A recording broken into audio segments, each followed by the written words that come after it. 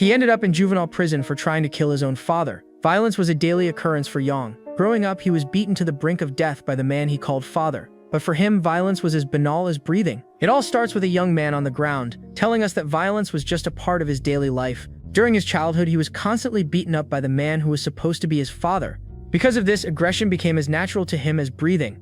This familiarity with pain left him with a terrifying look on his face. At this moment, some guys are holding him down, while a lackey preps a slingshot with a coin. The young man gets desperate and begs for a normal beating, without this messed up game. But the bully just asks if he's thinking of chickening out now.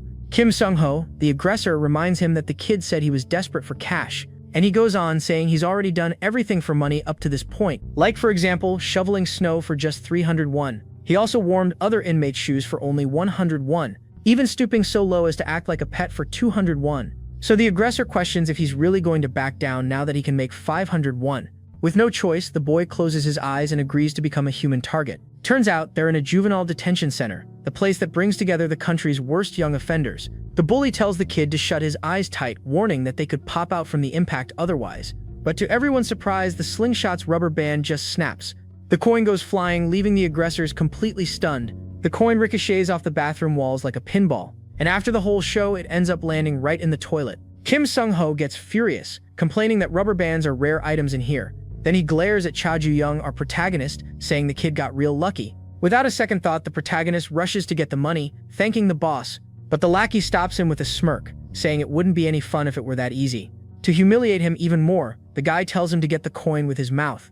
The other inmates are grossed out, and one even comments that someone really did a number on that toilet yesterday. Even so, Cha Ju-young doesn't hesitate and shoves his whole face into the dirty water. At this, the entire crowd is shocked and disgusted by the scene they just witnessed. Even the bullies are repulsed and yell for the guy not to get near them. With the coin in his mouth, the protagonist thinks that he sold his soul for a measly 500 won. With that 500 won, our protagonist tells us something. He says he managed to turn it into 50,000 won from that crazy bet. Just then, one of the bully's henchmen calls him to the yard. Then the lackey leaves laughing and tells Cha Ju-young to take it easy because of the bad smell. As they walk, the aggressors comment on how far the guy has fallen in just 1 month. It's then that we learn the real reason he's locked up in this place. Apparently, our boy was sentenced to 3 years for attempted murder. The other inmates wonder why he's so obsessed with money to this degree.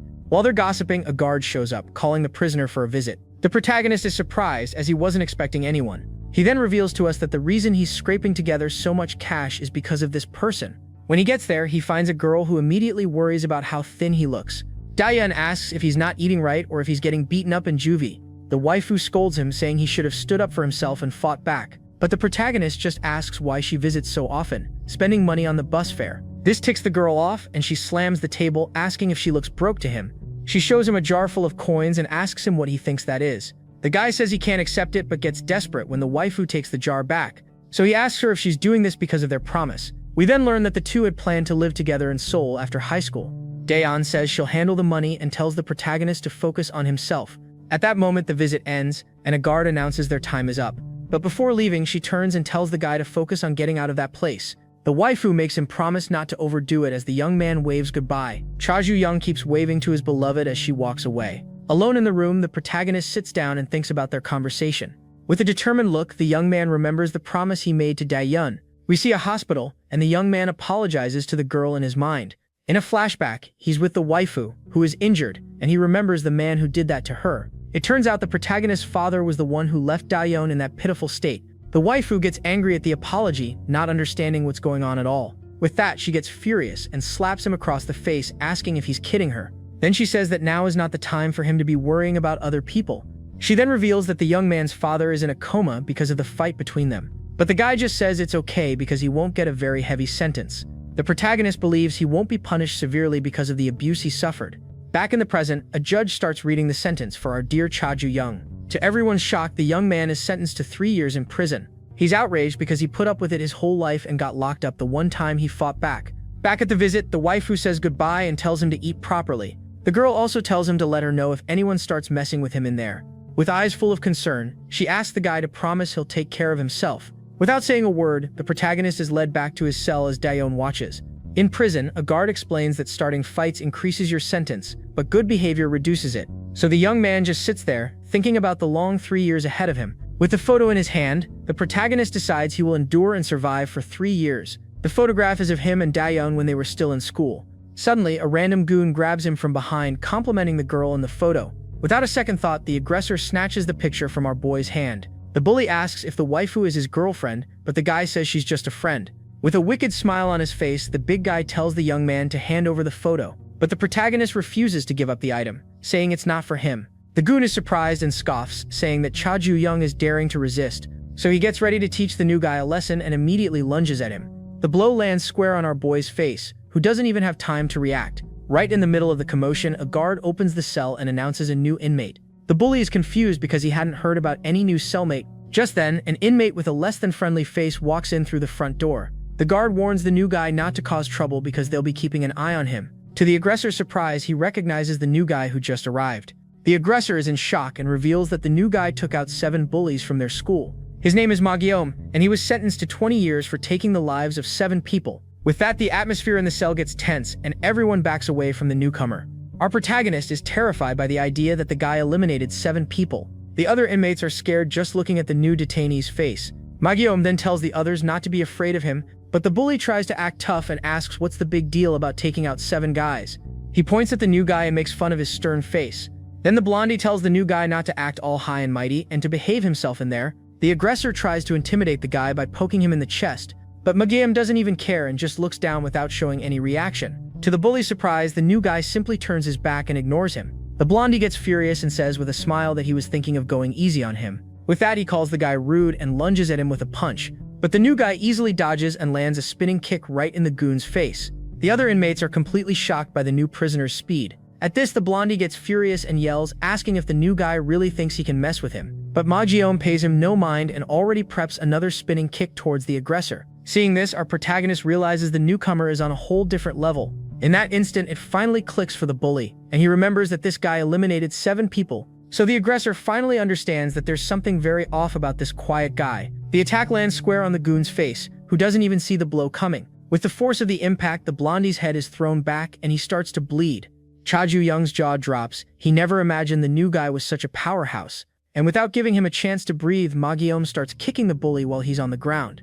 The aggressor remembers saying that everyone else in here was inferior to him. The other inmates are confused because they thought the cell boss was a tough guy. Then one of the henchmen tries to help his boss but gets decked and is out cold instantly. In the end, the guys realize the bully was just a big talker. With the aggressors on the floor, Ma Guillaume calmly kneels in the middle of the cell. The blondie still tries to boss Ma Guillaume around even after getting a major beatdown from him. But the new guy just asks what the problem is and refuses to do the boring cell chores. So the henchmen gang up and start teaching the guy a lesson for his audacity. With that, it's left to our protagonist to clean up the whole mess while reflecting on the situation. The young man grumbles that because of the rebellious new guy, he's the one who always pays the price in the end.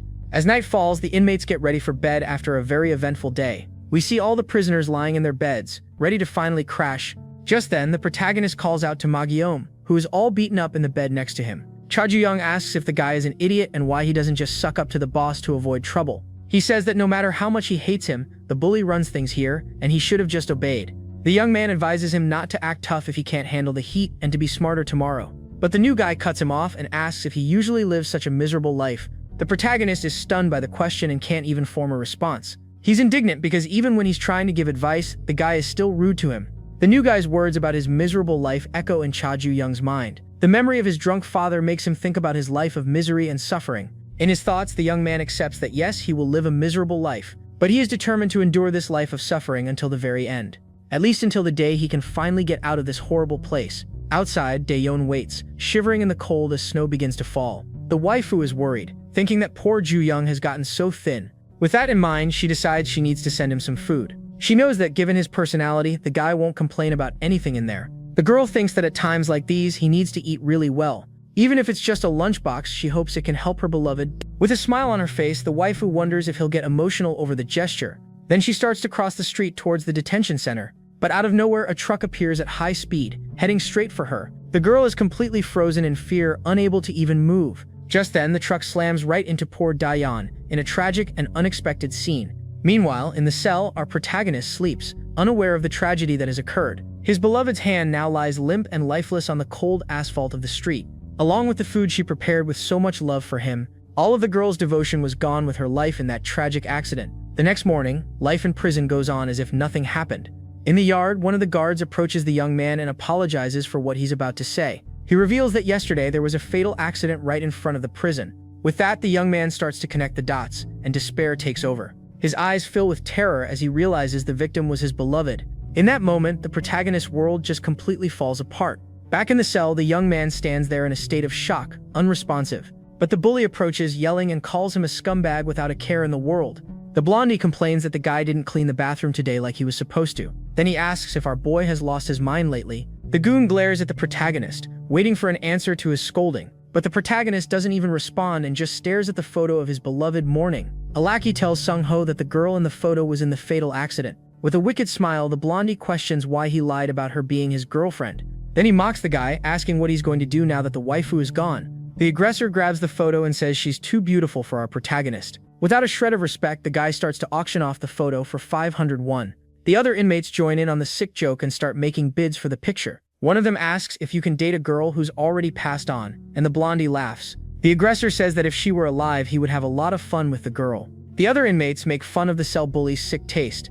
With his head down, the protagonist seethes with rage at all the humiliation. At that moment, his eyes meet Magyeom's, who is watching everything. The new guy seems to understand the young man's pain with just that exchange of glances. Magyeom's question about living a miserable life comes back to his mind. That question hits him like a ton of bricks, leaving him completely speechless. In silence, Magyeom just watches all the humiliation with a serious expression. Then the new guy breaks the silence and says the photo is now a limited edition. At this, the aggressor gets ready to grab the photo, but is surprised by a punch. Our protagonist's blow lands square on the cell bully's face. With the force of the impact, the blondie is sent flying, not even understanding what happened.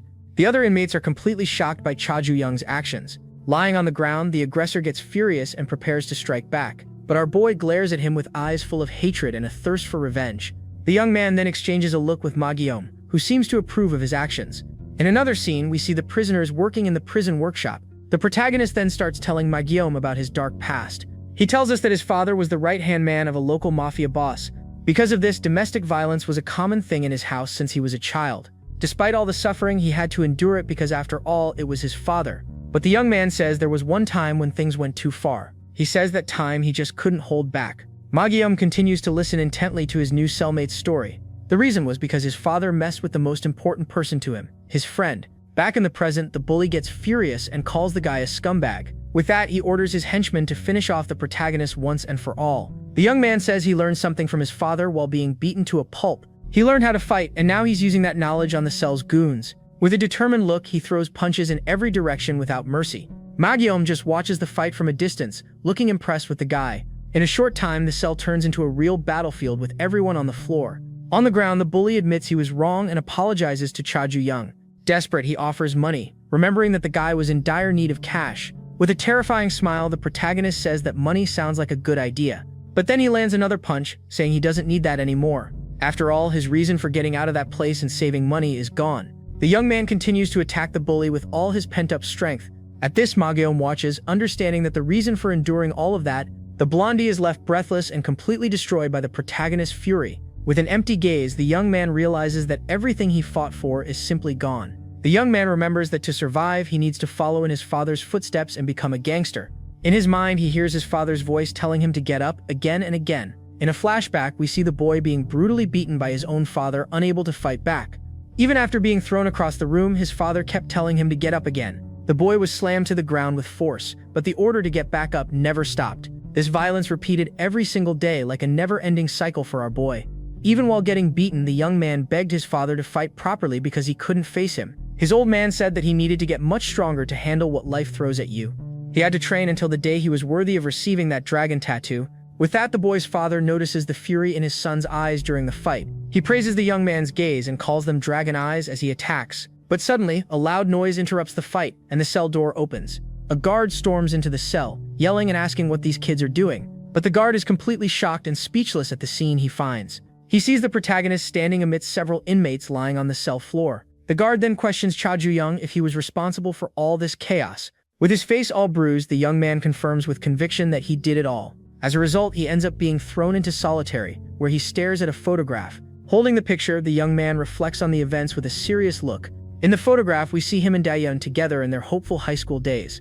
His eyes fill with deep sadness as he remembers the good times with his beloved. In a flashback, Daeyeon furiously questions him, asking if he's gone completely insane. The waifu is indignant and wonders what kind of father beats his son before the ceremony. With a worried look, she says that this has crossed all acceptable lines. The girl complains that because of this, his father can't even go congratulate him at school. The guy tries to downplay the situation, but the waifu yells that it's not okay at all. With that, she says she needs to talk to his father, but the young man reminds her of a promise. The protagonist reminds her of the promise she made never to go to his house again. The girl says that if he doesn't keep his promise, she'll call him Oppa forever. The guy asks if a homeless person can live in such misery, but she explains herself.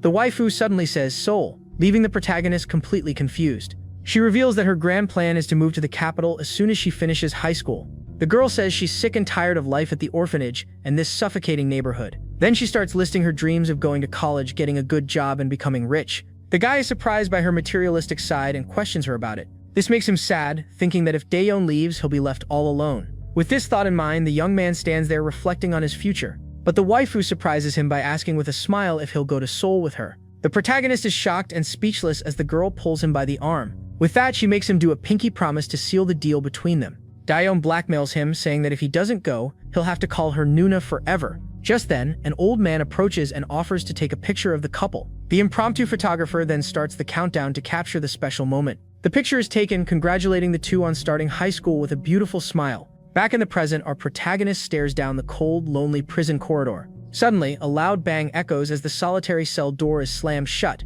Alone in the cell, the protagonist unleashes all his anger and frustration on the wall. He blames himself, thinking that if he weren't here, Daeyeon wouldn't have come to visit him. With that, the young man keeps punching the wall relentlessly, releasing all his pain. Each blow represents the weight of the guilt he feels for the tragedy. Even with his hand injured, the physical pain is nothing compared to his internal suffering. The floor of the solitary cell ends up stained with our boy's fury. In his mind, he continues to blame himself for everything that happened to his beloved. The photo of the two of them together is now on the floor, stained with his regret. Tears stream down his face as he thinks that everything ended this way because of him. Suddenly, a guard calls him by his name and number at the cell door. The officer says he's very sorry for the regrettable situation the young man is in. He also comments that the guy hasn't eaten anything since the day before. The guard then warns that he can't let this continue and tells him to eat his meal. To comfort him, the officer reminds him that in the end, people have to keep on living. With that, the protagonist finally collapses to his knees on the floor, completely exhausted. Tears stream down his face as he apologizes out loud. Alone and broken and solitary, the young man lies there on the floor, hopeless. Meanwhile, in the prison cafeteria, the other inmates eat and gossip. Mangyeom seems to be listening to the conversation of some guys nearby. One of the inmates then asks his friend if he's heard the latest rumor. He says that Cha Ju-young beat up his cellmates and was sent to solitary for it. The reason was because the cell leader made fun of his girlfriend who passed away. The two find the guy's misfortune satisfying and start laughing about the situation. Just then, a tall figure rises behind them, leaving the gossiper confused. The goon wonders if the cell leader is going to change, but his head is grabbed. With force, the gossiper's face is shoved into his own food tray. The aggressor asks why they were talking about him when he wasn't there. With a wicked smile, the guy says the conversation sounds very entertaining.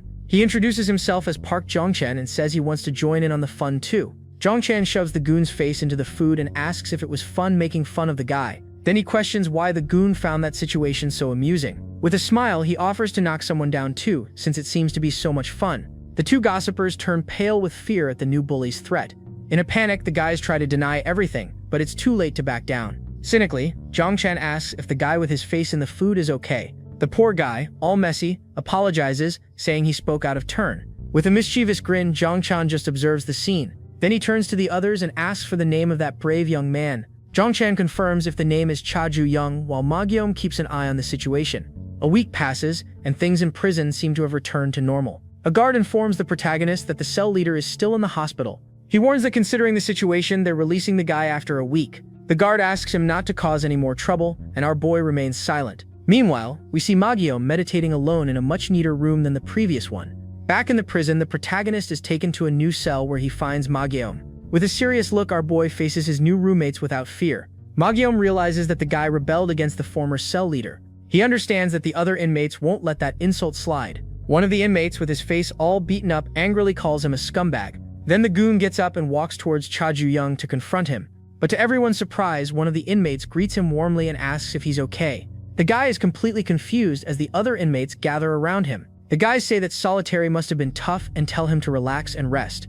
It turns out all the sucking up is actually for Mangyeom, the new top dog. Sitting and writing, Mangyeom tells us that he learned something very important there. In his notebook, he jots down the valuable lesson that prison life just taught him. He reflects that in school, various factors like looks and grades are taken into account. But in the juvenile detention center, the only thing that really matters is strength. Looking out at the yard, he understands that in here, the law of the jungle prevails. In the prison yard, Mangyeom is calmly reading a book, leaning against the fence. At that moment, our protagonist approaches him and calls him for a serious talk. The guy asks him why he did that, but Mangyeom doesn't seem to understand the question.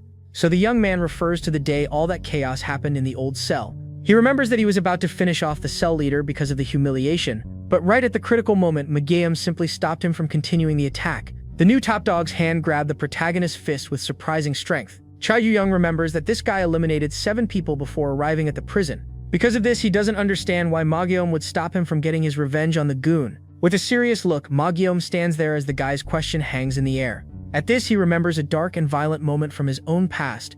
We see his feet amidst a scene of complete and chaotic destruction. A dirty school chair makes him wonder why he did all that. He is standing in a destroyed classroom with several bodies lying around him. With his face all beaten up, he questions what the real reason for so much chaos was. Mangyeom is about to answer, but their conversation is suddenly interrupted. A new inmate approaches and asks which of the two is the so-called Cha Ju-young. With a mocking smile, the guy says our boy looks much weaker than he thought. He wonders how someone like him managed to take down Kim Sung-ho, but then remembers he was a weakling. With that, the bully looks the protagonist up and down with a contemptuous gaze. Then the aggressor questions him about why he started that whole fight in the other cell. The big guy implies that the young man desperately wanted the position of room leader, but the protagonist tells the guy to get lost, saying he has no interest in this leader talk. The aggressor cracks a cynical smile at our boy's cheeky response. With a mocking look, he continues to smile at Cha Ju-young without saying a word. The bully gets irritated and calls him arrogant while getting right in his face. Then he asks if the guy knows what kind of people he hates the most in the world. Without even waiting for an answer, he lands a powerful kick right on the protagonist. The aggressor says he's going to teach the new guy a lesson on behalf of the former cell leader. With that, the bully starts giving our boy a beatdown without any mercy. The aggressor says he's going to show him firsthand what happens when a dog bites its owner. He continues to beat the guy but suddenly stops when he notices someone watching. One of the prison guards is standing there watching the whole mess from the sidelines. At this, the bully gets embarrassed, realizing he's been caught red-handed by the officer. But the guard simply ignores the fight and the aggressor thinks he got away with it. At that moment, Mangyeom approaches and asks if our boy knew something. He reveals that the cell leader can fight as much as he wants to maintain so-called order. With that, he encourages the protagonist to fight back, saying that he can fight too. The aggressor questions why he doesn't fight back like he did with the former cell leader. Then Mangyeom gets the bully's attention and asks what his problem is. Without even giving the guy time to answer, the new top dog throws him against the fence with full force. Lying on the ground, the aggressor hears Mangyeom ask why he was acting that way. Jongchan gets up and says that if the guy keeps this up, it won't be any fun. Showing his tattoo, he says it won't be fun to finish off Mangyeom so easily. Our protagonist just watches the drama unfold with an attentive and surprised look. With a smile on his face, the aggressor reveals the massive dragon tattoo on his arm. The image of the tattoo reminds the protagonist of his father, who had a similar one. In this memory, the young man was brutally held by the neck by his own father. His old man's dragon tattoo was gigantic, covering his entire chest and back. Back in the present, Jongchan realizes that from his attitude, the guy isn't afraid of him. Then it clicks for the aggressor, and he wonders if the young man's courage comes from one thing. The bully starts mocking the waifu's car accident as he lunges forward, and he continues the taunt, talking about the truck that ran over the poor girl. But his words backfire spectacularly, and the protagonist lands a solid punch to his face. Without even giving him time to breathe, the young man grabs the aggressor and throws him to the ground. With all his rage, he starts smashing the guy's head against the metal fence. The bully is shocked and tries to curse at the guy but is cut off immediately. From the shadows, our boy tells the aggressor to repeat what he just said. Pinned against the fence, the bully doesn't understand anything and calls him crazy. But the protagonist lands another punch and tells him to talk about his beloved again. The aggressor screams desperately, telling our boy to let him go and threatens his life. But the protagonist ignores the screams and smashes his head against the fence again, harder. Then the young man grabs the bully's tattooed arm, who screams in pain from the grip. With a swift movement, he twists the big guy's arm without the slightest bit of mercy. The goon panics and asks what our boy is doing to him. In a fit of rage, the protagonist starts beating the guy on the ground without stopping for a second. Mangyeom just watches the beatdown from a distance as the bully screams desperately on the ground. The barrage of blows continues relentlessly, leaving the aggressor completely destroyed. The bully is left with his face smashed against the fence as the young man remembers his childhood. Lying on the ground, the aggressor becomes the target of all the rage the guy has bottled up for years. With his dragon eyes glowing, he tells the guy to repeat the insult about his beloved. Two old ladies gossip about the young man, saying his father is a known gangster. They think he'll be a bad influence on the neighborhood, but the young man tries to ignore it all. With a bruised face, he reflects that keeping his cool is his greatest specialty. Then our boy finally gets home after a very complicated and busy day. But as he gets closer, he hears a strange noise coming from inside his house. Suddenly, a scream echoes, and the protagonist recognizes the voice immediately. Tensing up, rushing inside, he's faced with a horrible scene and wonders what happened. His father glares at him with a bizarre look and says, "He arrived just in time, my son." The waifu is lying on the floor, all beaten up and unconscious after the attack. Desperate, our boy screams Daeyeon's name with all his might, His father starts to explain that she suddenly barged into their house and was very bold. The girl bluntly said it would be better for the young man not to have a father like him. In a flashback, Daeyeon says with a serious look that she needs to talk to the boy's father, so his old man says with a sinister look that he only scolded her a bit for that. The protagonist is completely shocked and speechless upon hearing that from his father. With his hand clenched into a fist, the young man tries to remain calm in this situation. After all, he reflects that staying calm is his greatest specialty. His father's shadow looms over him like a giant and frightening threat. With a glint in his eyes, his old man tells the boy to go tell her what will happen. Then his father threatens him, saying that if he hears that one more time, things will get ugly. But to everyone's surprise on that day, things went very differently. On the floor, we see two flowers lying there that seem to symbolize the end of something important. His father says he will send her to the same place where her parents are. With his eyes glowing with hatred, the young man lunges at his own father with everything he's got. The plant pot in the living room becomes the sole witness to the violent fight that has begun.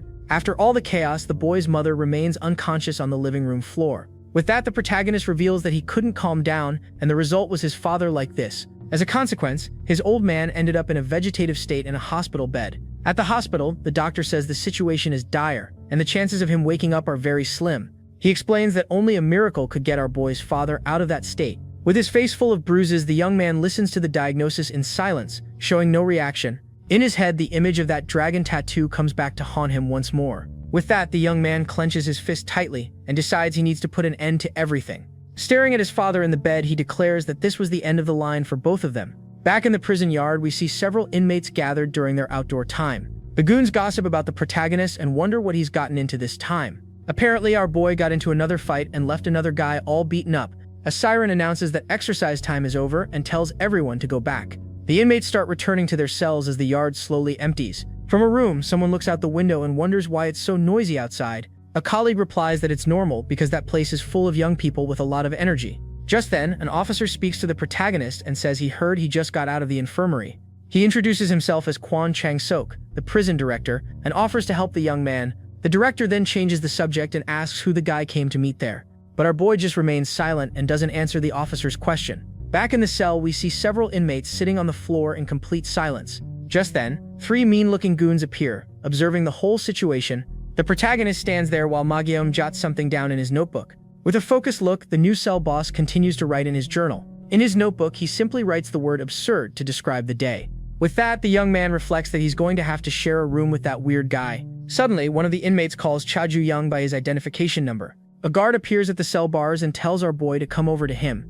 The officer then announces that he has a visitor, and the young man is completely shocked. With that, our boy is escorted by a guard down the prison corridor. The guy wonders who could have come to visit him in this place. He remembers that his mother ran away from home and all his relatives cut ties with him. With that in mind, the question of who the mysterious visitor is only grows in his head. The guard takes him to the director's office, and our boy is completely confused by the situation. He wonders why the visit would be in the office of the big boss of this place.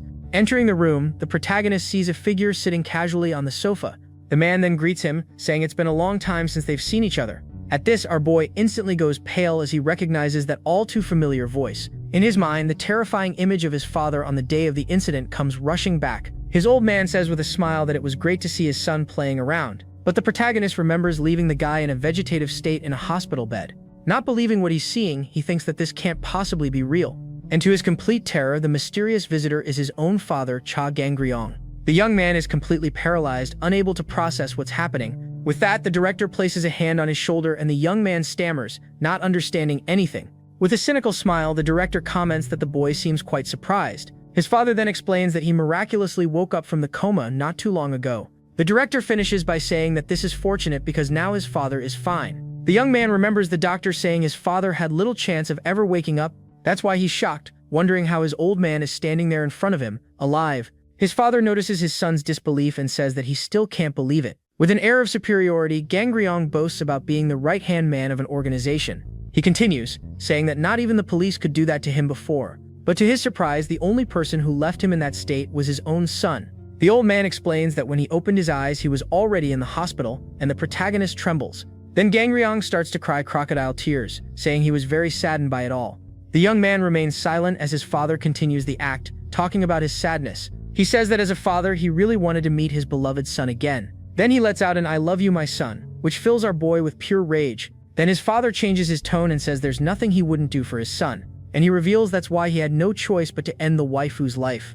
The protagonist immediately understands that his father is talking about his beloved Daeyeon. A flashback shows the surprised girl as it finally dawns on our young man. In the flashback, the truck speeds towards Daeyeon, giving her no chance to escape. With that, the waifu falls to the ground, all injured, and the food she was carrying scatters. Even with her face wounded, the girl struggles to breathe and stay conscious. Suddenly, she notices someone approaching and looks up with a glimmer of hope. Desperate, the young woman begs for help from the figure standing in front of her. The mysterious person just stands there watching the girl suffering on the ground. Daeyeon's eye widens in pure shock as she recognizes the shadowy figure. To her complete terror, the person standing there was the protagonist's father with a crutch. Gang Ryong then asks why she looks like she's seen a ghost. With a smile, he reminds her of the time she said it would be better not to have a father like him. The old man says that this is what a real father does to help his own son. Then the gangster turns and prepares to leave, leaving the girl behind. He says that on second thought, she might not understand what he means by that, and he humiliates her, saying it's because she doesn't have parents to begin with. Back in the present, the father says he thought his son was just a pathetic kid who took everything. But his father says that day was the first time he saw his son do something. He reveals that the girl was the trigger to awaken the young man's true nature. That's why the gangster tried to erase the waifu and came back just to finish the dirty work. With a psychopathic look, Gang Ryong says he came back just to end her life. And he continues with his twisted talk that he did it all for his son's own good. The protagonist stands silently in the room, processing that sick revelation. Suddenly, the prison director realizes that the mood in the room has become heavy and strange. Kwon Chang-sok panics and desperately yells for the guards to restrain him. But it's too late, and with his dragon eyes, the young man lunges at his father. His gaze is filled with pure hatred and an uncontrollable desire for revenge. But before he reaches his target, the young man is hit squarely by something. Several guards surround him and zap him with tasers to try and stop him instantly. The electric shock courses through his body, making him convulse in pain on the floor. Down and neutralized, the officers continue the discharge without mercy. With a sigh of relief, the director comments that that really scared him. Lying on the floor, our boy writhes in pain from the taser's electric shock. His father glares at him and cynically asks if the young man really wants to get revenge on him. Showing his tattoo, he taunts him, asking if the young man is going to get revenge by taking out his own father. But even in his suffering, the protagonist glares at him, and the old man says he'll tell him how to take him out. The prison director reveals that several members of Gang Ryong's organization are in there. His father explains that these guys are the future of his criminal organization. With that, he challenges him to prove he's the best of them all inside the prison. The goal is clear, and the protagonist needs to take control of the entire juvenile prison. The old man explains that if he climbs the ranks and gains recognition from the others, then one day, our boy might have a chance to finally defeat him. And with that, he can surpass his father, who is the second in command of the gang. The ultimate goal is to prepare to face the top boss known as the Heavenly Dragon. The gangster says that this way his son will achieve what he never could in his life. With a sickening look, he says his life will be complete because of his son. The guy's father continues with his satisfied smile as he watches the young man on the floor. Then Gang Ryong turns and asks the director to look after his son, and the officer agrees. Suddenly, one of the guards gets startled when he sees the taser in his hand sparking. The protagonist simply grabs the stun gun from the officer's hand without fear. The director panics and wonders what the heck is happening there again. With his hand full of electricity, the young man crushes the taser and tells his father to shut up. For the first time, the gangster turns and seems surprised by his son's attitude. Ignoring the plan, the young man gets up and says he's going to end his father's life. With his eyes glowing with hatred, he makes it clear that revenge happens today. The prison guards look on in shock at the scene, not understanding what's happening. But a man in a suit steps in front and takes the kick that was meant for the guy's father. Ignoring his old man's talk, the protagonist tells him to shut his mouth once and for all. With his eyes glowing red, he yells that today is the day of his revenge. And he adds that today is the day his father will finally meet his end. The man in the suit apologizes for the rudeness while holding our boy tightly. Suddenly, the lackey calls the protagonist young master, making everything even more confusing. Just then, the guy lands a powerful kick to the young man's stomach, sending him to the floor. The prison officers are left speechless by the mysterious man's absurd strength. With our boy on the ground, the man says it's his duty to protect his boss, and he reveals that his main mission is to serve Gang Ryong, our protagonist's father. Even all beaten up, the young man tries to get up, showing that he won't surrender. The man in the suit is a little surprised to see the young master's resistance. He then boasts about being a commander and that the boy can't beat him with just his legs. Meanwhile, his father turns and walks away, calling his son a poor thing. His father tells him to open his eyes and look around to see the reality of the situation. He shows all his henchmen and says his son will never be able to lay a hand on him. With that, the gangster warns him that acting recklessly will only make things worse for him. Then he reveals the only way for his son to get revenge is by taking complete control of the prison. On the floor, our boy continues to feel the pain from the last attack he took. With a sick smile, the old man says he can't wait for their next meeting. After that, Gangryong and his henchmen simply leave, abandoning him there on the floor. The prison corridor is left completely empty after all that chaos. With great difficulty, the young man starts to get up from the floor, still in a lot of pain. Clenching his fist tightly, the young man shows that he won't give up on his revenge. The scene changes to the prison's woodshop, where the inmates are working. There we see Mangyeom, the cell's top dog, hammering something with intense focus. A guard tells an inmate that he's already hit his quota for the day and can take a break. Two goons gossip about Mangyeom and wonder if he used the hammer on the bullies. One of them scoffs, saying he doesn't look like a killer and that he was a loser before. A guard tells an inmate to put the stool on the shelf, and the guy calmly obeys. Just then, Mangyeom sees an inmate with a toolbox stopping right in front of him. The cell boss is completely confused by the whole situation and finds the guy strange.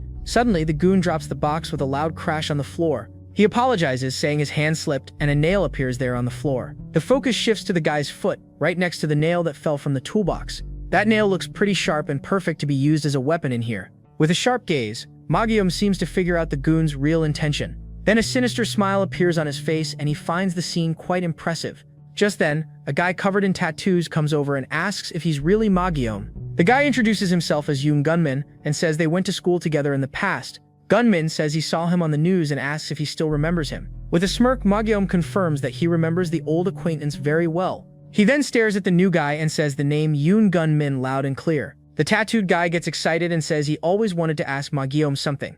Gunmin then asks about the news that Mangyeom took the lives of 7 people. He stares at the cell boss and asks if what was on the news was actually true. With a tool in hand, the guy laughs, saying he can't believe that for a second. Mangyeom doesn't understand, and Gunmin explains that he was just a model student as a kid. Just then, a guard comes over and tells them to stop chatting and get back to work. Then Gunmin says goodbye mockingly and leaves with his toolbox.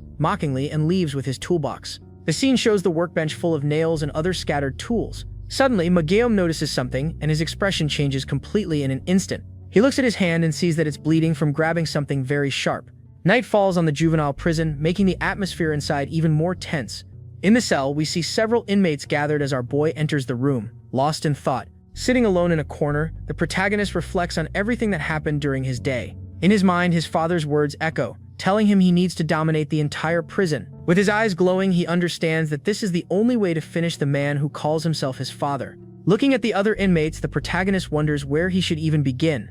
Inside the cell, the inmates complain that they're starving and that the food is just rabbit food. One of them jokes that he wants a pizza and that after that he could even die in peace. Our boy hears the conversation and the goon says that's why it's a wish, since they're locked up. Suddenly, an inmate warns that the guard is coming and tells everyone to be quiet.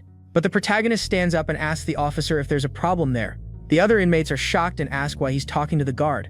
The officer replies that there's no problem at all and doesn't understand the guy's attitude. With a serious face, our boy simply asks if they deliver pizza there. With that, the guard gets annoyed and asks if the young man forgot he's in a prison. He then orders the protagonist out of the cell immediately with a stern look on his face. The inmate who wanted the pizza is in shock and thinks our boy has lost his mind. Suddenly, the scene changes, and the same goon appears, desperately eating pizza. Everyone in the cell is eating, and the guy says it's so good it makes him cry. The goon then thanks Ju Young while our boy just stands there watching. He remembers that the guards are under his father's control, and that he can use this. He remembers his father asking the director to look after him, and understands the special treatment he's getting in there. With this, our boy decides he needs to test the limits of what he can do in that prison. Meanwhile, the goons eat the pizza and wonder what the guy's real identity is. One of them guesses his father is a politician, and another thinks he's a rich heir, but the young man stays quiet. Clenching his fist tightly, the protagonist decides he will use anything to get his revenge. He's willing to even use the fact that he's that man's son to achieve his goal. But then he shifts his focus and wonders why Mangyeom is acting so strangely. A goon asks why the boss isn't eating the pizza, and another tells him to leave him alone. The guy notices that Mangyeom has a really dark vibe that day and keeps quiet. Sitting alone, the cell boss looks at his injured hand and seems to be deep in thought about something. The scene then returns to the prison workshop, where the inmates continue their day's work. We see two inmates working together, carrying a heavy box through the workshop. Our boy is also there on the production line doing his work silently with a colleague. Suddenly, the protagonist is startled by a strange noise that happens right next to him. The same guy from before drops a can of nails and says his hand slipped again. Suddenly, the toolbox goes flying and hits Magyom square in the face with full force. Several nails scatter across the table and the cell boss just stands there unresponsive. Gunmin cynically apologizes, saying his hands were too greasy. With eyes red with rage, Magyom glares at the guy and says his name. The tattooed guy then challenges him and asks what the heck he's trying to do with this. Just then, Magyom approaches and says that this is very different from what they agreed on. Several huge goons appear and one of them says that Gunmin is staring at him. The leader of the brutes complains that he wanted a killer as his subordinate. Gunmin then asks if Magyom's reputation as a tough guy was all a lie. With a sick smile, he confirms that yes, it was all just a sham. He says that Magyom surely remembers their beautiful childhood memories, and he taunts him, asking if he forgot how well Gunmin used to take care of him. The provocation seems to trigger a bad memory in the cell boss, who gets tense. To make things worse, the tattooed guy punches him and says he'll help him remember. With his eye glowing red, it looks like Magyom is finally about to explode. A flashback shows Gunmin asking why Magyom is trembling in fear. Inside a dark storage room, a young Magyom begs the bully to stop. With his face full of tears, he continues to plead with his aggressor. But Gunmin just smiles and pretends not to understand the situation at all. We then see that the storage room door has been nailed shut from the outside, trapping the boy inside. Desperate, young Magyom begs once more to be let out of that place. Outside, the bully and his friends just ignore the cries for help. With a nail in his hand, Gunmin says that the real fun is just beginning. Then he raises a hammer and announces that the countdown will start now. Trapped in the dark, Magyom hears the countdown and goes into a full-blown panic. The aggressor finishes the count and gets ready to hammer the nail into the door. Back in the present, the cell boss's feet tremble uncontrollably with the memory. Gunmin holds him and cynically asks if he has finally remembered the past. In the prison workshop, everyone watches the bully humiliate the cell boss in front of them. Gunmin's henchmen laugh and mock the fear that Magyom is feeling. The bully can't believe that this coward managed to do that to someone. He even scoffs, saying that Magyom actually ended someone's life. Suddenly, the cell boss's hand starts to glow and the nails dig into it. Ignoring the pain, he simply steps on the nails that fall to the ground with full force. Gunmin's brutes are left speechless by the sudden change in attitude. Just then, Magyom grabs the wrist of the bully who was holding him before. With a look full of hatred, he asks if the guy wants him to show him something. And the cell boss finishes by asking if he wants to see how he took someone's life. Gunmin is completely stunned and wonders what the heck is going on. At that moment, a guard approaches and tells everyone to get back to work. But Magyom slaps the guard's hand away and tells him not to touch him. Seeing this, Gunmin's henchmen start laughing and find the scene amusing. With a sinister smile on his face, the cell boss just ignores the guys and walks away. One of the brutes comments that Magyom is still a total idiot. The scene then changes, and our protagonist is shocked by a very bizarre debate. The inmates are seriously arguing about who would win a fight between Jesus and Buddha. The argument escalates, and they declare a religious war to settle the matter. Later, our boy and Magyom are sitting in silence in the cell. Suddenly, the cell boss says thanks, and the protagonist doesn't understand why. He explains that if it weren't for the young man, he would have rotted in there for another 10 years. The young man then asks why he remembered that, and the guy says he needs to get out. With a dark look, he reveals that he's going to find the man who took out his friend. And with hatred in his eyes, our boy says he's also going to find that person, his father. Magyom is confused because the young man said his father was in a vegetative state, but the protagonist thanks him and says that because of him, he'll be able to get out of there soon. With a serious face, the cell boss stares at the young man, not quite understanding. Our boy gets annoyed and asks if he's making fun of someone with a 20-year sentence. Magyom then says it doesn't matter and that he'll pay his debt one way or another. Seeing his cellmate's determination, the protagonist just accepts the situation. The scene then focuses on the prison bars, showing the night passing slowly. Suddenly, Magyom gets an idea, and a key appears on his forehead as a sign. In a flashback, a guard apologizes and says he needs to leave for an emergency. Then the officer asks the inmate to clean the workshop and leaves in a hurry. Alone in the woodshop, the young man observes the mess of tools in front of him. He stares at the table with a focused look and seems to be planning something. Just then, a moth lands near a hammer and catches the inmate's attention. The image of Gunmin with a terrifying look flashes in Magyom's mind. With a sinister smile, the cell boss seems to have a plan for revenge. A flashback begins and shows a beautiful yellow and brown butterfly in focus. We remember an 11-year-old gunman happily showing off his insect collection, but young Magyom says he doesn't like insects and that he finds them all gross. We then discover that the insect collector was our guy's first friend. At school, some students gossip and think Gunmin is a really weird guy. They call him disgusting because he's always collecting insects in a box. With that, a bully approaches and makes fun of the boy, asking if he eats the bugs. The aggressor continues with the teasing and pretends to give him an insect to eat. At that moment, young Mogium appears and tells the guys to cut it out. Seeing the class representative, the bully gets scared of getting a scolding. So the goons apologize and decide to leave to avoid trouble. Mogium asks if everything is okay, and Gunman thanks him for the help. Just then, the insect boy remembers that his friend promised to come over to his house one day. He invites the class representative to play a new game, leaving him confused. Other students call Mogium to play soccer, and he doesn't quite know what to do. The young man realizes that their friendship is slowly drifting apart. The following year, they end up in different classes and barely see each other anymore. One day, Mogium overhears some students gossiping about his old friend. The guys comment that Gunman has become the new target of the school's bullies. Just then, a student announces that they took the insect boy to the storage room. Hearing this, Mogium takes off running, desperate to try and help his friend. When he gets there, he finds the storage room door locked and gets furious. Out of breath from running so much, the young man tries to think of a way to get in. He then starts to force the door with all his might, but it won't budge. Through the crack, he sees Gunman surrounded and starts shouting his friend's name. Inside, the bullies mock the boy and call him a complete loser. Suddenly, one of the aggressors turns around, startled by something behind him. With a macabre smile, Gunman appears and whispers that he's right there. Then he lands a brutal blow on the bully, who doesn't even see the attack coming.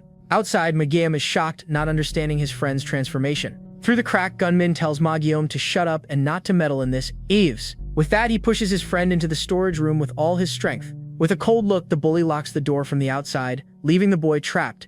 Outside, the aggressor scoffs, saying he was an idiot for believing him. He reveals that to join the gang, Mogium had to offer up his insects. Trapped, the representative begs to be let out, but his ex-friend just tells him to wait. Just then, Gunman says that when they catch an insect, they do one thing. With a hammer in his hand, he adds that they peel the insect right then and there. Back in the present, Mogium reflects that moths and butterflies are both insects, but people like butterflies and find moths disgusting, just like he was.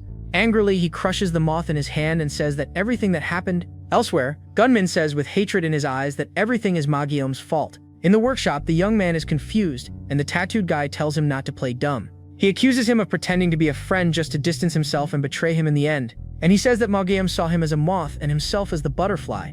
With a dark look, Gunman says that ever since he realized the truth, his days got worse. He then glares at Mogium and accuses him of being the one to blame for everything that happened to him. But the cell boss gets annoyed and thinks that he's the only one getting screwed over here. Clenching his fist tightly, he remembers the news that the tattooed guy took out 7 people. With a sick smile, Gunman confesses that he went completely crazy with the news.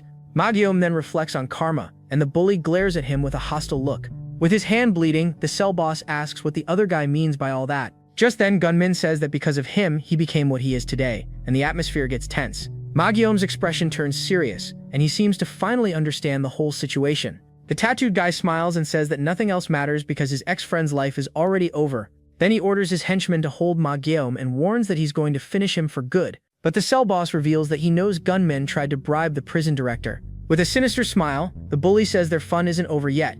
The memory of the day in the storage room comes back, and Mogium remembers what they did to the insects. He then remembers Gunman's sick plan to peel the insects they caught.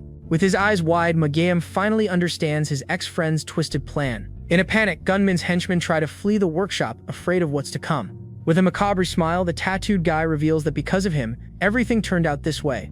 Suddenly, Mogium is forcefully pushed into a dark locker. The bully then yells that all the blame for everything that happened lies with Mogium. Trapped in the dark, the young man wonders how his old friend could do such a thing. Outside, Gunman cynically says that this is a special gift. Just then, he throws a bunch of disgusting insects on top of Mogium inside the locker. He even scoffs, saying that those are the guy's new insect friends. The tattooed guy and his henchmen stand there watching their ex-friends suffer. With a sick smile, he asks if Mogium is enjoying his present. Seeing the silence, he asks why the other guy isn't answering and if he's scared. Gunman notices that the guy is enduring it and asks if he's holding back. The henchmen are impressed by his resistance and call him a tough guy. A goon asks if he feels sorry for him, but then remembers that Mogium is a killer. Provoked by his henchman, Gunman gets angry and yells that this is absurd. One of the brutes then smiles and calls the newcomer a total psycho. The tattooed guy says their fun hasn't even really started yet and gets excited. Just then, the protagonist warns that he's going to make the other guy scream until his voice gives out. With firm steps, the young man approaches the group of bullies without any fear. The goons stand frozen, and our boy asks what they're going to do now. Suddenly, the group gets spooked and wonders why that guy showed up there. With a cold look, the young man asks how Gunman intends to make the other guy scream. Then he grabs a henchman and attacks him with full force, asking if this is the way. One of the brutes gets furious and lunges at the protagonist with everything he's got, but he's met with a brilliant blow and is left speechless by the force. Our boy throws the guy far and asks if that is the right way. Holding Gunmin, he glares at him with a serious look, making him very scared. Just then, the young man calls for Mangacapped, who is still trapped inside the locker. Inside, the cell boss remembers the promise and says he's going to pay his debt. The protagonist then shows the tool he made and yells that this is what he's going to pay with. With the henchman on the floor, the protagonist glares at Gunmin, who is completely shocked. At that moment, a new inmate appears and asks if he's the so-called Cha-Ju Young. The big guy continues and says that he's the one who's been causing trouble lately. Seeing this, Gunmin gives a cynical little smile, finding the new drama very interesting. Our hero then understands the situation and realizes that things are more complicated. With a suspicious look, the brute asks if he and Mangacapped are close. Gunmin celebrates sarcastically, saying that Mangacapped has a reliable friend. Then the other prisoner says he wished he had a friend like that, and that the blondie's words are annoying. With that, the big guy says that Cha-Ju Young is very loyal, and that's why he likes the guy. Then he asks if our hero wants to be his friend too and lunges at him with full force. But the protagonist is faster and lands a powerful kick to the giant's chin. The brute is stunned and doesn't even understand where the fast attack came from. In the blink of an eye, the bully's huge body is thrown back by the impact. The guy goes flying and crashes onto the workshop floor with no chance of fighting back. With a cold look, our boy questions if the two of them could ever be friends. On the ground, the brute grumbles that he'd rather die than be friends with our protagonist.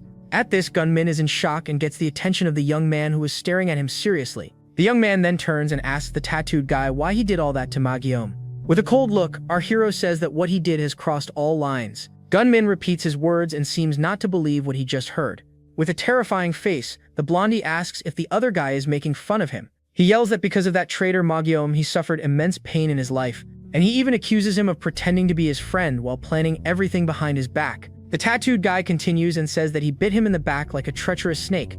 Our boy then says that the other guy should also be careful about who he hangs out with. Suddenly, the giant grabs our hero's head and warns him about Mangacapped. He squeezes hard and asks if the young man thinks he would be defeated so easily. While the protagonist suffers, the big guy reveals that it was all a plan for that moment. From a distance, Gunmin watches with a smile and encourages the guy to break our hero. The brute then asks again if the young man wants to be his friend now. The protagonist feels the force of the grip and thinks that he didn't want to use that trick. But he grabs the guy's finger and warns that he'll never use that again. With a sinister crack, the giant's finger is broken without mercy in an instant. From a distance, Gunmin smiles sickly and says that he's going to join the fight too. The brute screams in pain but calls the tattooed guy a great friend while being choked. With that, our boy starts to run out of air and can barely breathe. Suddenly, a mysterious voice tells the big guy to release the young man immediately. Mangacapped appears with a chain and warns that he's going to mess up his neck. Seeing that, Gunmin is in shock and wonders how Mangacapped managed to get out. He doesn't understand how the guy escaped the locker and is paralyzed. At that moment, the ex-friend lands a kick on the tattooed guy and he realizes the lock broke. The blow is so strong that the blondie goes flying and hits the workshop floor hard. With the fight over, our protagonist is exhausted and can barely stand up. He then breathes a sigh of relief and thinks to himself that that was a close call. Nearby, Mangacapped holds his injured arm and complains that it hurts like heck. The brute complains that the chain around his neck is hurting like heck. With that, Mangacapped pulls the chain tighter, and the guy panics. Gunmin watches with a crazy smile and encourages his friend to keep pulling. With a sinister smile, Mangacapped remembers what he had said to the big guy before. Our protagonist observes the scene and remembers that he had already warned the guy of the danger. He says that if the brute kept forcing it, his neck was going to break. The giant starts to gasp for air and his eyes glow with pure desperation. With his hand bleeding, Mangacapped tells the guy to relax if he doesn't want to pass on right there. Hearing that, the big guy is in shock and looks like he's seen a ghost. Then he finally lets go of our boy and falls to the floor, completely defeated. Mangacapped stands there, panting and exhausted after all the chaos. The protagonist stands, observing the brute lying on the workshop floor. Seeing what happened, Gunmin turns scared and faces his ex-friend. Mangacapped then starts walking towards the tattooed guy, who becomes desperate. The blondie yells that he's the victim and that all of this only happened because of the other guy. The blondie defends himself, yelling that it was self-defense and that he did nothing wrong. But Mangacapped appears with a dark look that scares the tattooed guy a lot. With a single blow, the ex-friend throws the guy to the ground without any difficulty. On his knees, Gunmin begs for forgiveness and asks Mangacapped to forget everything. He justifies himself by saying he must have lost his mind in a moment of madness. The tattooed guy humiliates himself and asks him to forgive his mistake, but Mangacapped says no. With a serious look, the young man reveals that he never thought of Gunmin that way. The blondie is completely shocked and speechless at his ex-friend's response. Mangacapped explains that the other's selfish delusion has already ruined his life. He confesses that he has thought a lot about what to do with Gunmin when he found him. But the cell boss continues his speech and says that looking at him now, he reveals that he can't hate him as much as he thought he would. and with a sad look, Mangyeom says it's because one day they were friends. The tattooed guy remains silent, processing his former companion's words. A memory of the past emerges, showing the two boys together in happier times. With a furious look, Gunmin says that's nonsense and calls Mangyeom an idiot. Suddenly, a weapon hits the tattooed guy, who complains of pain and promises to get revenge soon. At this, our protagonist lays a beatdown on the blondie without mercy. The tattooed guy is left all beaten up on the floor, unable to even move properly. With his hand on his stomach, our hero says that with this, they are finally even. Seeing the scene, Mangyeom stares at the young man and calls his name with a serious look. The scene changes, and now in the cell, the boss calls for our boy, who is hanging around. Then he asks if the young man is some kind of idiot, leaving him completely confused. He jokes that a killer of 7 people got scared of a weakling. The two remain silent in the cell as the atmosphere gets a bit awkward between them. But the protagonist replies that he already knows everything, surprising his cellmate. The young man says he doesn't know about their beef but realizes he doesn't see the blondie as an enemy. With a serious look, he asks if he's right, and the cell boss becomes thoughtful. Mangyeom gives a little smile and asks what the heck the new guy knows about his life. At this, the cell boss asks why the other guy hasn't left yet, and the young man complains of pain. Mangyeom then calls our hero by name, and the young man answers, confused by the situation. With a smile on his face, the cell boss thanks him for his help in the fight before.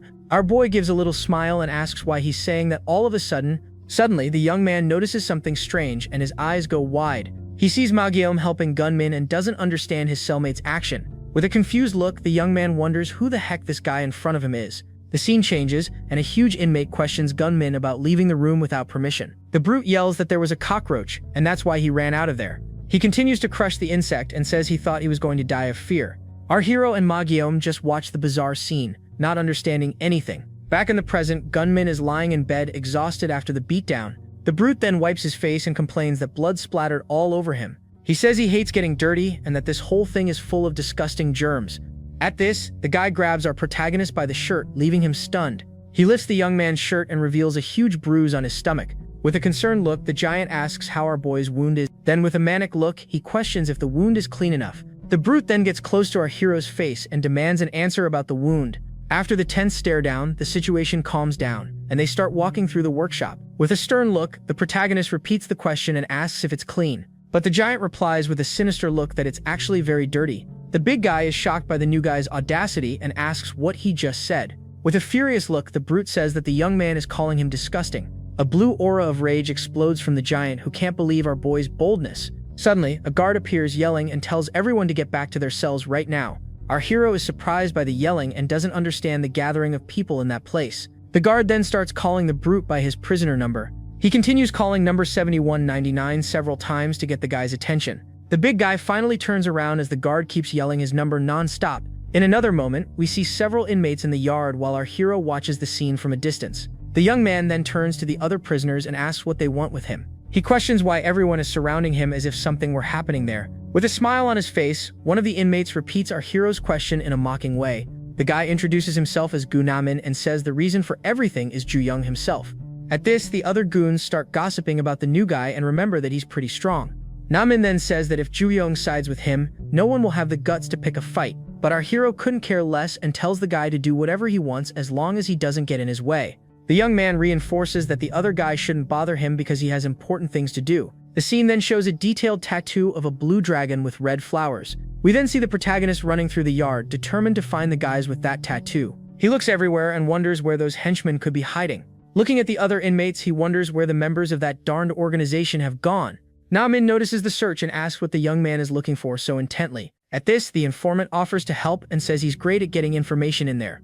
Our boy then reveals that what he's looking for is actually a very specific tattoo. With a determined look, he says that there is one and that it's a really tacky tattoo, by the way. The scene cuts to the prison at sunset as a narration talks about juvenile crime. The narration explains that gangs form to extort money and goods from the weaker ones. Seeing the news, one of the inmates thinks those guys are real losers. Another goon agrees and says they should rot in jail for 100 years. One of the inmates gets uncomfortable and questions how they can say such harsh words.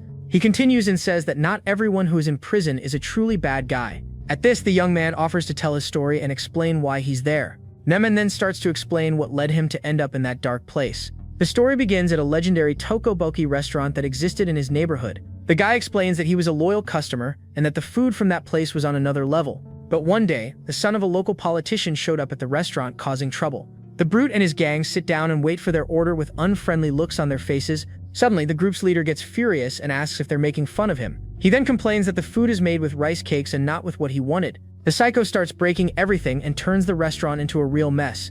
But at that exact moment, a picture frame on the wall starts to glow intensely. It was at that moment that he appeared to put an end to all the nonsense in the restaurant. With a confident smile, the leader of the Teokop Key Lovers finally arrived for the fight. The guy says that the fight ended with his legendary victory and he saved the day. He became the hero who protected the shop and the food he loved so much that day. But he ended up in prison because the daddy's boy used his father's influence to screw him over. Despite everything, he says he has no regrets, but one of his colleagues questions him. One of the inmates asks if Ju Myung knows Namin's nickname and reveals that it's Gu Ramin. The guys make fun of him, saying he got caught lying in his old cell and that's why he got in trouble. A goon says the story is pure fiction and that he'll never believe it. But our protagonist thinks differently and believes the story doesn't seem to be a lie. Namin is surprised to hear that and stares at the young man with a confused look. Then a narration begins to explain the symbiotic relationship between ants and aphids.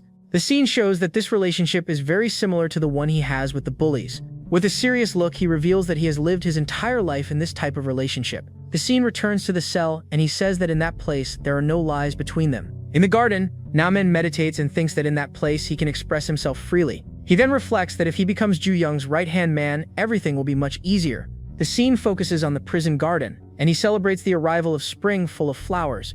With that, the young man starts digging in the dirt like a maniac and lets out a sinister laugh. Suddenly, a shadow covers his face, and the guy doesn't understand what happened. At this, the liar lifts his head and sees a huge figure standing in front of him. The brute grabs Namin's face, who panics and asks what he's doing. With a disgusted look, our protagonist yells that it stinks to high heaven over there. He then explains that the bad smell is because of the lies and because the guy is dirty.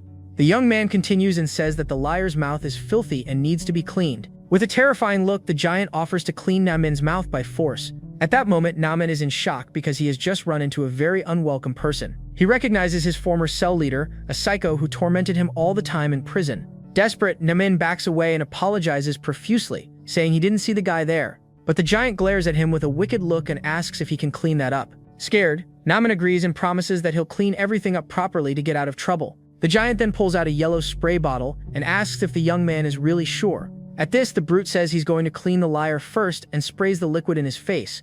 Namin screams in pain and panics as the poison burns his face relentlessly. Lying on the ground, he complains that the liquid hit his eyes and he can barely see. Standing, the clean freak says that he was actually there to ask him a little something. He then questions him about prisoner 7199, and Namin is confused. The big guy repeats the number several times with a sinister voice to make the guy more tense. With a serious look, the giant asks if this inmate isn't in the same cell as him. At that moment, Namemory remembers that this is our protagonist's identification number. The brute becomes possessed with rage and remembers that our hero called him dirty before. He defends himself by saying he tries very hard to be clean, and Namin agrees fearfully. The giant then gets a crazy idea and invites the liar to go with him right now. With a sick smile, he says they're going to show the new guy how they were disinfected. The scene cuts and we see the numbers of some cells indicating that they are heading there. Back in the cell, our hero finishes a set of 100 push-ups, showing that he never stops training. While resting, he wonders where he saw a certain thing before coming here. At this, the image of that dragon tattoo with red flowers comes to his mind instantly. The young man then gets furious and thinks that if he finds the owner of the tattoo again, things will get ugly. A cellmate compliments the protagonist's physique and asks if he worked out a lot on the outside. The goon then offers the young man some grape juice, who becomes suspicious of the kindness, but he accepts the drink anyway and thanks his colleague as he takes the cup to drink. The protagonist stares at the purple liquid with a serious look and seems to have noticed something strange. With a deadly look, he gets the other inmate's attention, who is left completely confused. Our boy then refers to the yellow spray bottle that the giant used on Namin before, and with a cold voice, he asks who the heck gave that insecticide to the other inmate. Inside the cell, a silence takes over, and only the sound of someone muffling screams can be heard. An inmate is held by force while a voice asks why the heck he did that. With a furious look, the giant replies that everything happened because of the young man's lies. Then the brute screams desperately, saying that now he's completely filthy. He continues and says that the mouth that made him dirty needs to be cleaned as soon as possible. Out of nowhere, the protagonist appears and says that he'll disinfect the place with the greatest pleasure. The scene shows a strange bottle as a narration talks about the first room. The big guy is terrified and thinks to himself that the situation has gotten really bad. In a flashback, we see a body on the floor, and the narration says that place was hell. The clean freak explains that the floor got filthy because a demon lived there. Back in the present, our hero gets the other inmate's attention with a sinister look. He then points to the spray bottle and asks what kind of stuff is in there. With the juice in hand, the young man insists and wants to know who gave that to the goon. The guy trembles in fear and makes up that he bought it with his own money but knows he's screwed. Another inmate finds everything suspicious and tells the young man to drink it first to prove it's safe. Our hero questions the kindness and wonders if his colleague is also suspicious of him.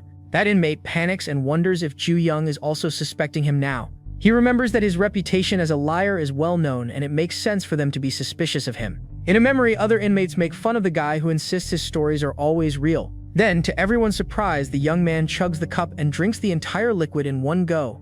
The other inmates are shocked, watching the young man drink everything without even blinking. With that, he finishes the drink and calmly says that it was good, thanking him for the gesture. Ju Young then announces that the next day is cleaning day and tells everyone to get ready for it.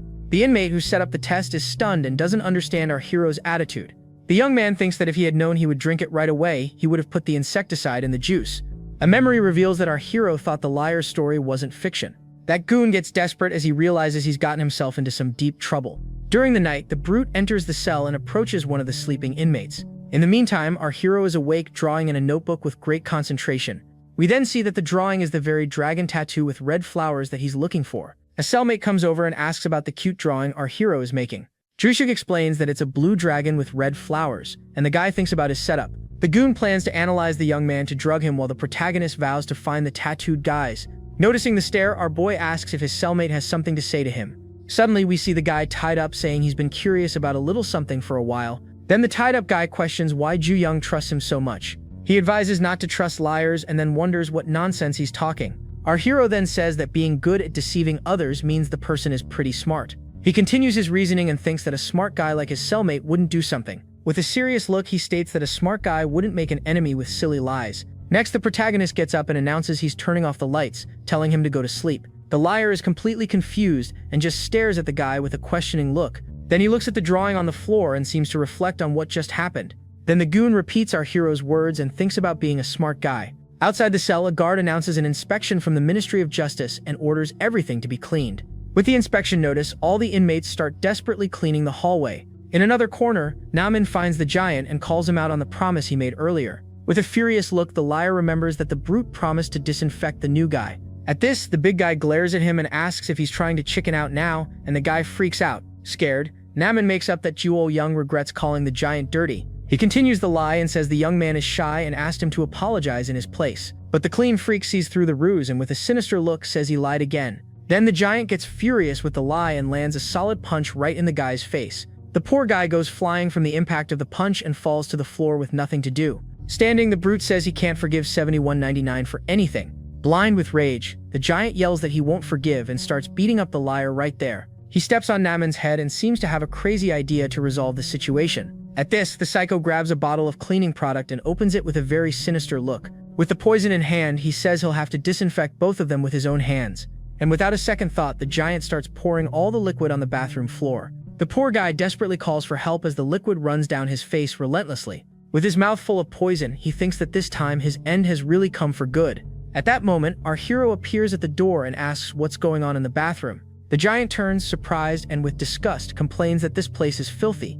But with a look of contempt, the protagonist replies that the brute is the one who's disgusting. Without hesitation, the young man steps on the big guy's head, who doesn't understand his attitude. Lying on the floor, the brute questions why the new guy took so long to show up there. The scene rewinds a bit, and we see our hero calmly sweeping the hallway with a broom. At this, Namin approaches and says he needs to tell the young man something very important. He reveals that he was threatened and was told to give the protagonist poison to drink. Our hero is confused while the liar says he was born a man so he wouldn't betray a friend. With that, he yells that he won't give in to the threats and runs off with the poison in his hand. Then the young man throws the bottle away, saying he will refuse the order even if it's dangerous. Before leaving, he turns and says he almost forgot to tell him one more little thing. With a smile, he reveals that he knows about the dragon tattoo with flowers that the young man was drawing. With this information, our hero is shocked because the guy who threatened him had that tattoo. At this, the liar boasts and says that just as Ju Young said, he is indeed a very smart guy. Back in the bathroom, the protagonist complains that he got dirty from the mess on the floor. The giant has a disgusted look on his face and can't believe the scene he's seeing in front of him. Our hero then approaches and says that being too smart can sometimes be a problem. The brute freaks out and calls the young man a bastard, yelling his prisoner number. Blind with rage, he threatens to finish the young man and promises to melt everything inside him with poison. But the protagonist gets annoyed with the yelling and lands a kick that sends the psycho flying. The big guy slams into the bathroom wall and the impact makes a very loud noise. Lying on the floor, the giant's shirt tears, revealing the tattoo our hero was searching for so desperately. The young man then remembers the guy who threatened him and realizes the tacky tattoo is the same. Namin, lying on the floor, feels like a lucky guy for having escaped all that mess. At this, the protagonist cracks his knuckles and says that now he can beat up the giant without any problems. With a dark look, he adds that he'll be able to do it without feeling a shred of guilt. The story takes us to an arena where there was a very promising grappling fighter. His special move involved a very peculiar and somewhat brutal technique. He used his legs to press on his opponent's stomach with absurd force, but in reality, he would block his opponent's hands so the guy couldn't tap out. With this, he always won by using this dirty move to finish his fights. The brute would even have a bizarre smile on his face while doing the dirty deed. However, after a certain day, this fighter's promising career went down the drain. He went through a situation that left him completely traumatized and in a panic. After this event, the big guy never used his finishing move again. Ironically, the fate of this guy who thought he was the strongest of all was very cruel. That fighter, who was known for his dirty way of fighting, ended up having a problem. He developed a flaw that no martial arts practitioner could have. With the trauma, the brute ended up developing OCD and became obsessed with cleanliness. Back in the present, our hero makes fun of the giant and calls him an OCD patient. Then the protagonist asks if the maniac is going to keep his mouth shut without answering. With a serious look, the protagonist tells the guy to spill everything about the red flower dragon. But the giant is in a panic and can only think about the dirt and germs in the bathroom. He freaks out and yells that his skin is rotting as he lunges at our hero. In his delirium, the brute starts listing several well-known bacteria names. Even in this situation, our young man isn't fazed and lands a solid punch on the psycho. Ju Young wonders how he's still worried about that and dodges the guy's attacks. Namin watches everything from hiding and is glad he chose to side with the protagonist. Lying on the floor, the giant threatens the young man, who realizes that talking is pointless. Our hero then says that he hates dirt too, but that he'll need to use a new method. With a sinister look, he warns that he'll have to use some shock therapy to solve this. Then he tells the brute to open his mouth and shoves his hand into some disgusting goo on the floor. In a flashback, the big guy is training and gets anxious because he's sweating a lot. Desperate, he runs to the locker room and tries to open the door to wash up quickly. But the door is locked and the guy panics completely, screaming for help non-stop. At this, someone appears behind him and with a mocking tone tells the fighter to introduce himself. With that, a mysterious guy appears and lands a solid punch right in the giant's face. He says he heard that the fighter's OCD prevented him from fighting properly in the arena. Seeing that the brute doesn't react, he confirms that the rumors were all true. Then the hooded figure asks if the guy has any idea of the shame he brought upon him in the fight. Furious, he calls the giant trash and says he only knows how to use dirty tricks. Without mercy, the psycho tells him to open his mouth and threatens to shove all the trash down his throat. The big guy panics completely and begs the guy not to do such a wicked thing. Back in the present, the giant smiles and says that anyone who gets him dirty will pay dearly. But he seems confused and doesn't quite understand what's happening with his mind. Our hero just repeats the word dirty with a disgusted look at the brute. Blind with rage, the giant grabs the young man and yells that he's the one making him filthy. With that, the big guy reverses the position and pins our hero to the bathroom floor. With a look of hatred, he warns that he's going to wreck the protagonist's stomach now. Ju Young feels the pressure of the move and makes a pained face from the force of the grip. Then the psycho says he's going to squeeze with all his might until the young man's guts explode. With the pressure increasing, the protagonist grimaces in pain and tries to break free from the hold. Hiding, Namin gets desperate and calls his friend's name, not knowing what to do. He then wonders if he should jump into the fight and help the young man get out of that situation. But our hero seems strangely calm and has a lost look in his eyes in the middle of the fight. With a smile on his face, he says that this situation reminds him of the good old days. At this, we see a flashback of our young man, who seems to be being trained by someone. He remembers that his father never hugged him like a son, but rather to teach him how to fight. The training was so brutal that his father would break the boy's bones during the hugs. Back in the present, the protagonist starts to move with impressive skill. Then he wonders how he could have forgotten that feeling and manages to escape the hold. The giant is surprised, and the young man says that thanks to his father, he learned to fight on the ground. With a confident look, he adds that this situation is as familiar as going to the bathroom.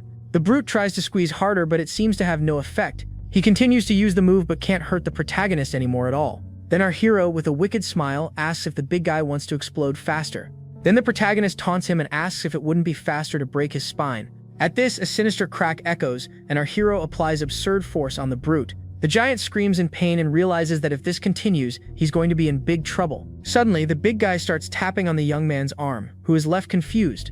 Junyoung then asks if the guy is tapping for him to release him from that hold. With a wicked smile, the young man questions if the psycho hasn't learned his lesson yet. The giant's pained face shows that he's at his limit and can't take any more of a beating. Without hesitation, our hero finishes the fight and leaves the brute unconscious on the floor. Later, a guard orders all the inmates to clean their cells very carefully. The scene then focuses on the sign for the men's bathroom, and a suspenseful mood sets in. Inside, the giant is tied up and gagged, desperately trying to call for help. Namin removes his gag and makes fun of the guy, saying that now he's nice and quiet. He turns to the protagonist and wonders why it's so hard to talk to the guy. Our hero laments and says that the shock therapy wasn't enough for the psycho. Then he unzips his pants and says he doesn't feel bad about what he's about to do. Then he says that among the things they can do there, the giant is in for a surprise. With a serious look, the young man warns that this will be the strongest shock therapy of all. The brute screams desperately as he's held down forcefully by the two young men in the bathroom. With a wicked smile, Namin shoves a lemon into the guy's mouth and says the juice is coming. Our hero watches everything with a serious air and wonders what that torture will taste like. Desperate, the big guy chokes on the lemon and can't even scream properly from the panic. Then the protagonist says that now they can talk and tells the giant to answer properly this time. With a cold look, Ju Young demands that he tell him everything he knows about the heavenly dragon. At this, the scene changes, and an explanation of how tattoos are made appears on the screen. Next, a hand with a tattoo machine appears, and someone reassures a new guy about the hygiene. A hot tattoo artist says she's going to draw something very beautiful on the body of the young man lying down. She then starts tattooing the design, which is called the Red Flower Dragon. This waifu then asks why such a large organization would accept a bunch of minors. As we see the tattoo, she explains that the dragon is power and the flower symbolizes life. But the woman adds that even the most beautiful flower will one day wither and fall. Then she reveals that the heavenly dragon is looking for seeds for the next generation. The scene ends by showing several new guys, all with tattoos, indicating that they are the so-called seeds. A tattooed guy explains that the younger ones have a potential that adults don't possess. Depending on the environment and the experiences they live through, they can grow exponentially. That's why the organization recruits talent very early to cultivate them in its garden. Then the woman explains that the seeds that are cultivated in this way can flourish. They bloom in a beautiful way like the flowers that adorn a great dragon. These are the flowers that belong to the powerful and feared heavenly dragon. Back in the present, the brute seems terrified after telling this whole story. The giant screams that he only knows this and that he's just a goon in the organization. Tied up, he begs to be released while our hero understands the reason for everything. With this, the protagonist remembers his past and how everything repeated itself once more. He recalls that his father trained him brutally, again and again without stopping. From a very young age, the young man was raised with heavy training that always repeated. That terrible training was the only upbringing the young man ever knew in his life. All of that was done so that he could bloom faster than anyone else. Scared, Namin sees his friend's expression and calls his name, not understanding anything. With a foolish look, the brute seems not to understand what's happening there. Then he asks why the protagonist is so interested in the Heavenly Dragon's organization. The giant then questions if the young man also wants to join the group, irritating our hero. With a crazy look, he thinks the young man was going easy on him just to get on his good side. The goon even offers to recommend our hero, but Ju Young just gives a little laugh. Out of patience, the young man lands a solid kick to the giant's stomach, sending him flying. Lying on the floor and in pain, the big guy asks why he was attacked out of the blue without warning. He then screams desperately that he's already told him everything he knew about the organization. Our hero lifts him by the collar against the wall and tells the chump to shut his mouth for good. Then he lands a solid punch and says he's doing this for a very simple reason. Joy Young finishes by saying he's only doing this because he got really annoyed with the guy.